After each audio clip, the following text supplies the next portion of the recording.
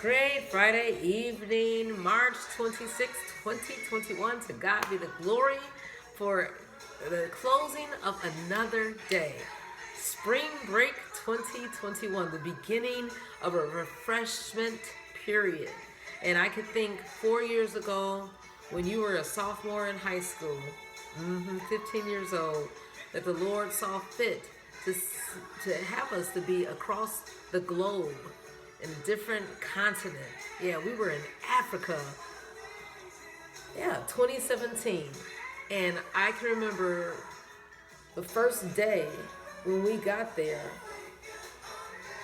Not only did we have beautiful Africa food that night, but the next morning we were able to worship. We were able to go to a school for the blind and deaf.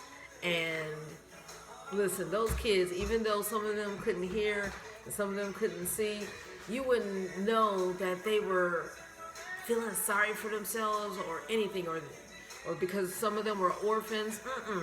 They were praising the Lord with everything they had within them.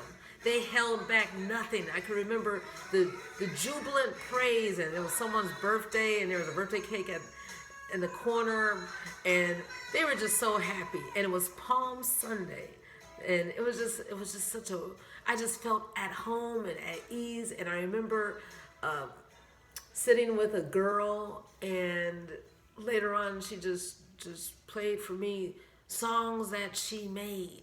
And she had a beautiful, beautiful voice. And she was like 18 or 19 years old.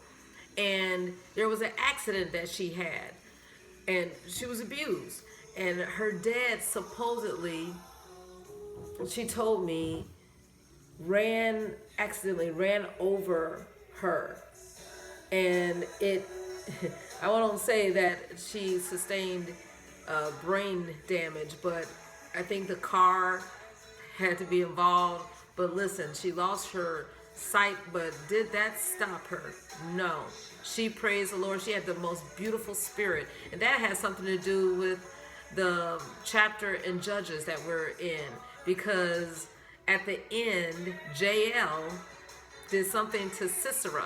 Sisera was someone who was in the enemy camp, and Jael was a woman who put the tent peg through his head and killed him, and right through the temple. But listen, she was commanded, she was chosen to do something that saved the Israelites. And she was the one who was championed. Because this story starts out where Deborah, the prophetess, she was someone who had a palm tree in the mountains, and people came to her for advice. Well, one day she was like, listen, Barak, you are the chosen one to go against the king of Sisera and his people, and Jabin. And he was like, oh no, I can't do that. The only way I could do it is if you come with me. And she was like, most certainly I will come with you and help you. So she gave him courage. Sometimes women, this is the end of Women's History Month, but we got to give courage. We got to show that we are strong in the Lord and in the power of his might. Now, even though she wasn't the one who was physically active in fighting in the battle, but she was a cheerleader. And she just said, go ahead, you can do it. So Deborah was a force, and then at the end, Jael, she was a force. I tell you, and we are all called to be present warriors, whether we're in the sidelines or we're in the front lines in battle. And let's encourage those who will be going on, because some of us can't fight anymore. But we can pray for those people and say, go on, you can do great things. And know that the Lord will get the glory. Did you get anything from, and you have an aunt named Deborah. Did you get anything from the 4th chapter of Judges?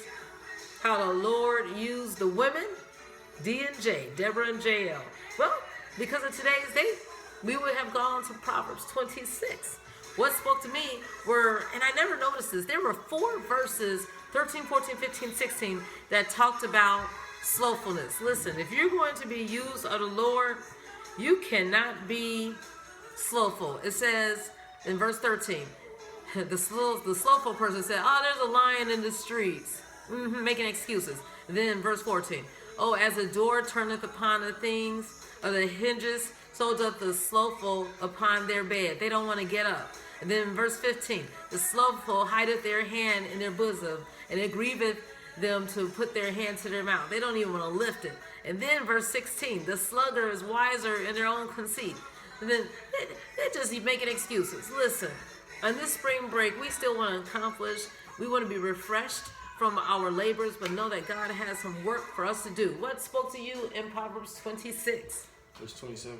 Verse 27 says, whoso diggeth a pit shall fall therein, and he that rolleth a stone, it will turn upon him. I like that because I saw something earlier today, I think. And it was like you can't hold someone down, and like when you hold someone down, you're being held down yourself. Like you're staying in one place, and you don't allow yourself to like keep moving forward. So I think that's good. Like, you know, same concept. If you're looking to mess with somebody else, you know, you only mess with yourself up. Maybe not like directly, but indirectly or. No, right. Indirectly, you're sabotaging yourself. So what you should do is pray for others. Look, the heart of that person is in the King's hands, the Lord's hands, and he could turn their heart whithersoever way he wants. But in the meantime, we are to pray, we're to cheer, we're to lead people on into the path so that they can do great things. Let's be the Deborah and Jaels out here so God can be glorified. Have a wonderful evening.